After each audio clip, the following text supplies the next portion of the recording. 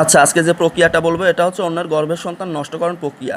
তো আপনি দূর থেকেই যে কোনো মেয়ের গর্ভের সন্তানকে নষ্ট করে ফেলতে পারবেন দূর থেকে। এই প্রক্রিয়াটা কিন্তু সম্পূর্ণরূপে একটা কালো জাদু বা ব্ল্যাক ম্যাজিক বলতে পারেন। Black magic magic shadow. তো সেক্ষেত্রে হচ্ছে আপনি যার গর্ভের সন্তানটা নষ্ট করবেন, অবশ্যই তার হচ্ছে পরিধানকৃত একটা জামা বলতে কাপড় বা থ্রি পিসের অংশ, এক কথায় সে পরিধান করে এরকম একটা বস্ত্রের অংশ আনতে হবে এই নকশাটা লেখার জন্য।